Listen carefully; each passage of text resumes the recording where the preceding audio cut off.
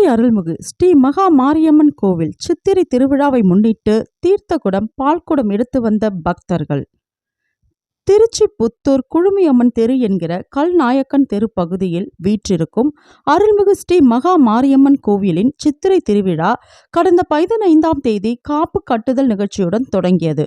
அதனைத் தொடர்ந்து இன்று உலக நன்மைக்காகவும் பொதுமக்கள் நோய் நொடியின்றி வாழவும், மாணவ மாணவிகள் கல்வி அறிவு பெறவும், திருமண பாக்கியம், குழந்தை பாக்கியம் உள்ளிட்ட பல்வேறு வேண்டுதலுக்காக திருச்சி காவிரி ஆறு ஐயாளம்மன் படித்துறையிலிருந்து கரகம் எடுத்தும், தீர்த்தக்குடம், பால்குடம், அக்கினி சட்டி ஏந்தியும், அலகு குத்தி, சிலம்பாட்டத்துடன் பக்தர்கள் அம்மன் சன்னதி வந்தடைந்தனர்.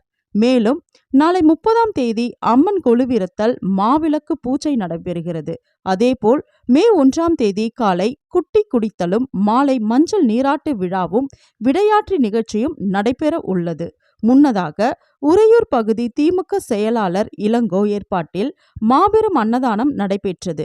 இந்த அன்னதான நிகழ்ச்சியில் ஏராளமான பக்தர்கள், பொதுமக்கள் உள்ளிட்டோர் கலந்து கொண்டனர். மேலும் அருள்மிகு ஸ்ரீ மகா மாரியம்மன் சித்திரை திருவிழாவிற்கான ஏற்பாடுகளை தலைவர் விக்னேஸ்வரன், துணைத் தலைவர் அமர்நாத், செயலாளர் குட்டி, பொருளாளர் மோகன்ராஜ், அறிவிப்பாளர் செல்வராஜ், கிராம முக்கியஸ்தர்கள், ஊர் பொதுமக்கள் மற்றும் இளைஞர்கள் ஆகியோர் செய்திருந்தனர்.